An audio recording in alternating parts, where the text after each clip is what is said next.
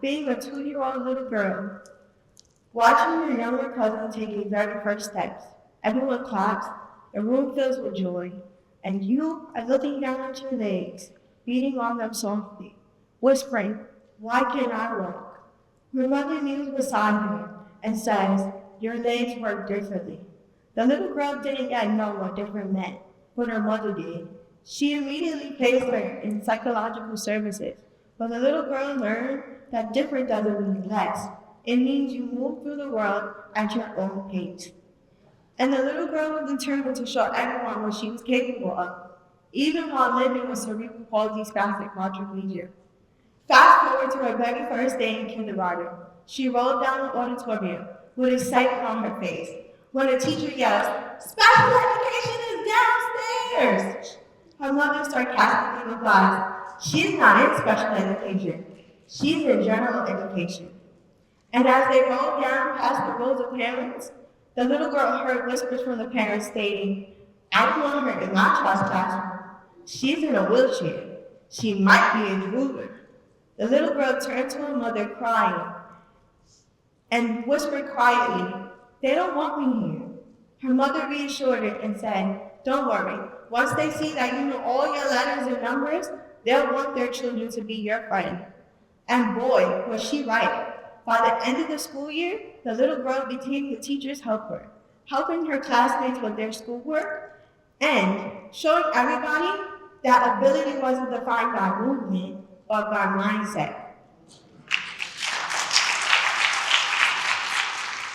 But even though she showed people what she was capable of, in middle school, people still based her ability on what she wrote in and viewed her as a burden. She needed extra support, a paraprofessional, large print, a scribe, extended time, and even equipment such as a walker, stander, and a desk. All tools that would help her to succeed, but instead of being viewed as accommodations, they were seen as inconveniences. Paraprofessionals would say, "If you need this much equipment, then you should be in special education." Teachers would sigh and say, "Your equipment takes up too much space in my room." And paraprofessionals would even go as far as to write their own name on her work because they were the ones holding the pen. And for school trips, the little girl couldn't attend because they claimed they didn't have accessible transportation for her to get there. As a result, her self-esteem became low. She sat in her room, all alone, pretending to be sick just to avoid going to school. Because sometimes it was easier to stay home than to feel like she didn't belong. Until, once again, her mother stepped in, immediately called the New York State Department of Education, and demanded a meeting. She fought for her daughter to be transferred to the heavy-risk charter school. Well, once again, her spark was reignited. She thrived again and had a sense of belonging, filled with school trips, and just absolutely enjoyed it. Ultimately, graduating salutatorian of her high school class. She went on to Lincoln College and graduated with her master's from Columbia University. And that little girl was me. Today, I am a licensed speech-language pathologist in the state of Maine and New York, an adjunct professor at Lincoln College, a certified lead advocate for the Amputee Coalition, the host, content creator, editor of Queens on the Roll, a podcast amplifying stories from the able different community. My story is just one of many, but it shows that sometimes the greatest barriers aren't just physical, they're attitudinal. One day, my mother drove me to a job interview. We were sitting in the waiting room side by side. The interviewer came up, called my name, and glanced at my mother. She expected my mother to come forward, but when I rolled forward instead, the look on her face was surprise.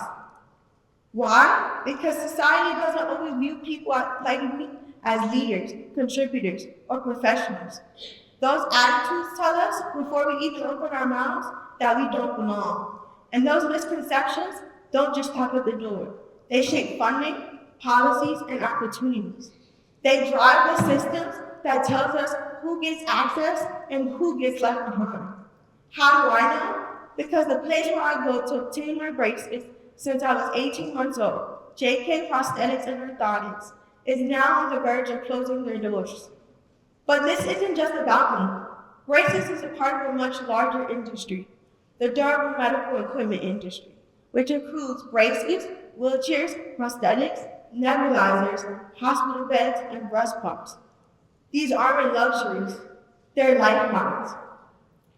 Imagine you go to the doctor after a terrible car accident and they tell you you're paralyzed and you must ambulate by wheelchair for the rest of your life. But the very equipment that you need takes weeks, months, sometimes a year just to receive or repair. Because for many people across this country, that's not a question. It's their reality. Here's the problem. At least in New York, Medicaid reimbursement rates for these items haven't been updated since 1987. That's nearly 40 years of outdated funding. And it gets worse. Third-party administrators have inserted themselves into the process. They don't deliver care, they don't build equipment, yet they take 30 to 40% of an already outdated 1987 fee before the provider ever sees it. So not only are providers operating on broken rates, they're being squeezed by middlemen. The result? Independent providers, the ones who customize care, who know their patients by name, are closing their doors. And we've already lost our independent wheelchair providers. What's left? Two massive national vendors. That means longer wait times for repairs, longer wait times for equipment, and for patients, no ability to choose providers. No ability to choose providers of the very equipment their independence depends on. Choice is gone, and control is gone with it.